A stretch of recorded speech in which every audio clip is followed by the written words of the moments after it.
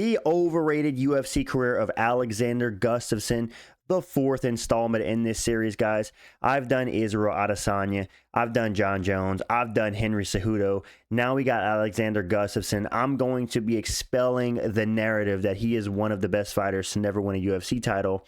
And while I do agree he was a great UFC fighter for his time, I think the whole idea of him being like one of the greatest fighters to never win a title is kind of a false narrative that gets pushed by the fans because of his close fights and title fights. Let me start off by saying no disrespect to Alexander Gustafsson. He was an amazing fighter in his prime.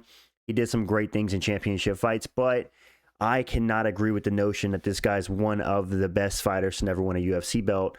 And that's what I want to kind of go over today and explain why I think he's not one of the best fighters to never win a UFC belt. And his UFC career overall is a little bit overrated. Like I said, no disrespect. I like Gustafsson. He's a cool guy. But let's get right into the video. Alexander Gustafsson made his UFC debut back in 2010 at the age of, I believe, 24 with a record of 8-0. And he has an MMA record at the end of his career at 18-8 with going 10-8 in the UFC. So all 8 of his losses were in the UFC. He is a 3-time UFC light heavyweight title challenger. He fought John Jones for the belt twice, and he fought Daniel Cormier for the belt once. Yeah, so that is kind of how Alexander Gustafsson got started in his UFC career. He won a couple fights. I think after beating, I forgot who he beat to get a title shot, but then they put him up against John Jones. He gave John Jones his first toughest fight in the UFC. And then after the John Jones fight, it was kind of downhill from there. So let's get into his notable wins and losses. So his notable wins, in my opinion, only 2 of these wins are really great. Jimmy Manuwa wasn't anything that great, but he was a contender for a while. And Mauricio Hua, this was Gustafsson beating Shogun after John Jones had made him a corpse already. So, and I think Shogun was past his prime at this point. But fair enough, it went over Shogun, a former champion. The wins over Glover Teixeira and Jan Blachowicz, I would say, aged very well because both of those guys had second wins in their career and ended up going to capture the belt later. So those are 2 amazing wins by Alexander Gustafsson. But outside that, man, I mean, that's 4 wins. It's like, who else? We're talking about this guy being one of the best fighters to never win a belt, and he has 4 notable wins in his entire UFC career. Like, that to me is like a huge problem with this narrative. And I know what you guys are going to say. It's because he had close fights with John Jones and Daniel Cormier. You do not get to say that you're one of the best fighters to never win a belt just because, like, we're not giving out participation trophies. Because in that case, Colby Covington's one of the best fighters to never win a belt, and I just don't find that true either. UFC losses. He got choked out in his younger UFC career by Phil Davis. He got beat by decision John Jones the first time, KO'd in the rematch. He lost a close decision to DC. Then he gets choked out by Anthony Smith. He got submitted by Verdum up at heavyweight. He got KO'd by Nikita Krylov and KO'd by Anthony Johnson. And that's a lot of losses, man. And you can argue that 1, 2, 3, 4, at least 5 of these losses are in smack dab in the middle of his prime. 5 losses, and yeah, man, that's not great for a guy who had 8 losses in the UFC. 5 of those losses were in his prime. You can almost argue all of them were in his prime outside of the Fabricio Verdum one. But yeah, this is his notable wins and losses. And for a guy that's regarded as a guy who has one of the best UFC fighters to never win a UFC belt, he sure is not having that many great wins, dude. 2 great wins in his entire UFC career. Let's get in. Like, if you look at a guy like Dustin Poirier, right? Dustin Poirier, he has like 22-8 in the UFC.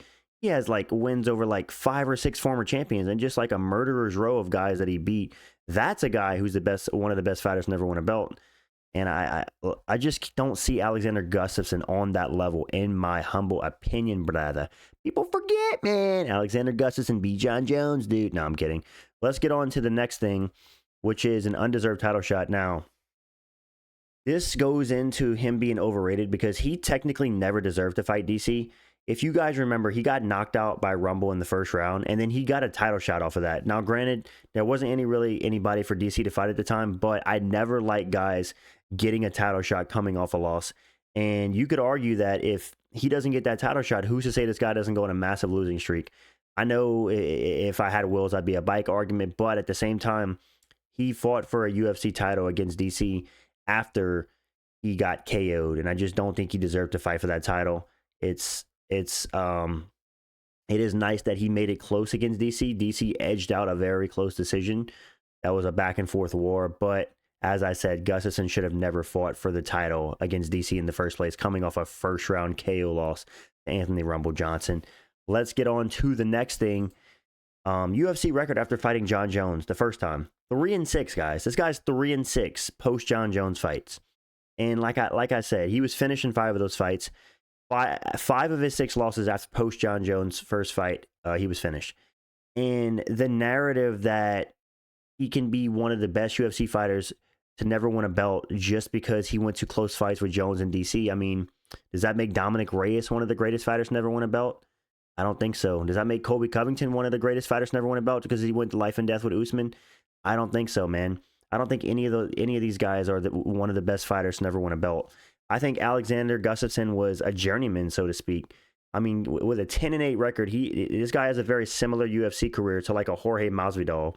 Got a couple title shots, lost in them.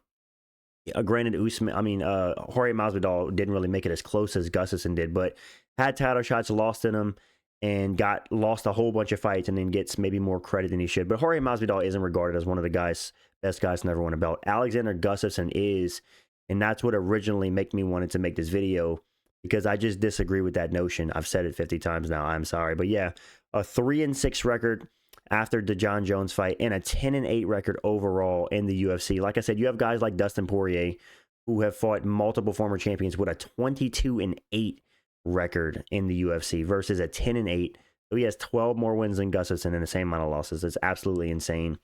And the reason I'm comparing Gustafsson to Poirier is because Poirier is one of the real guys who best fighters to never win a UFC belt, whereas Gustafsson, I don't think so, man. I like Alexander Gustafsson, but he just never seemed to evolve. He was kind of always the same fighter in the UFC. You never really seen him, like, ever since the Jon Jones 1 fight. He comes back a few years later to beat Gustafsson, beat Blachowicz, and to beat Gustafsson by knockout. Those were great wins, but it just seemed like this guy never evolved. He was kind of always the same fighter, just a boxer. Was he a boxer? Damn, I'm a casual. Alexander Gustafsson, the boxer, would stand and trade on the feet, and if you could take him down, you were probably going to finish him by submission, because this guy's submission defense wasn't that great. I mean, we're talking about a guy who got submitted by Anthony, the GOAT on paper, Smith. If Anthony Smith is submitting you, your ground game ain't all that. I like Anthony Smith, and he does have good BJJ, but the fact that Anthony Smith is getting you to the ground says a lot about your ground game, brother. And yeah, submitted by Anthony Smith, submitted by Verdum, which Verdum's a great heavyweight, no shame in that. But destroyed by Nikita Krylov. And let's get on to the next slide, where I want to discuss guys that will say he was past his prime in a lot of these fights. And I just disagree, man. I myself have gone on record to say he was past his prime in the Jones 2 fight. And you know what? I didn't do my research. He was absolutely not past his prime in the Jones 2 fight. This dude was 31 years old. And coming off the 2 wins over Glover and over Blachowicz. He was still I think he was in his absolute prime when he fought Jones the second time. And he got absolutely steamrolled. So the whole narrative that 31-year-old Gustafsson was past his prime when he got destroyed by Jones in the second fight, granted, that was Picogram Jones, a mythical fighter, it's just not true. When he fought Anthony Smith and got submitted, he was only 32. Even when he went up to heavyweight to face Verdum, only 33. Then he gets destroyed by Nikita Krylov, 35, and then getting knocked out in the middle of his prime at 28 against Anthony Johnson. Just, like I said, man, a lot of his losses were smack dab in the middle of his prime. So the whole narrative that Gustafsson only lost when he was past his prime, it's just not true.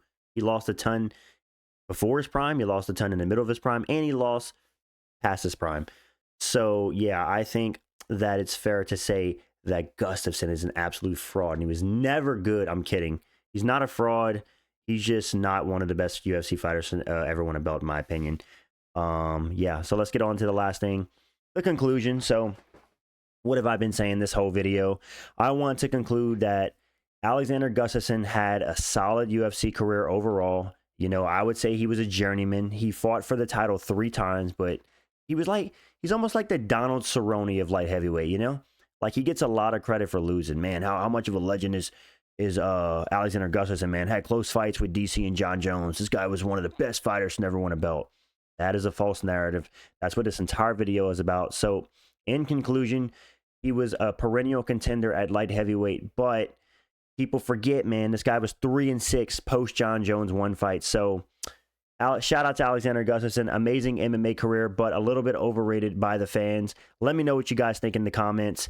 If I got this right or wrong, am I just a giant hater, or did I nail it on the, did I throw the hammer straight on the nail with this one and send a home run in the stands, a grand slam? What am I even saying? But yeah, let me know what you guys think in the comments. I appreciate you guys watching as always. Is Alexander Gustafsson a fraud? Do fans overhype his legacy? Going 3-6 post John Jones fight.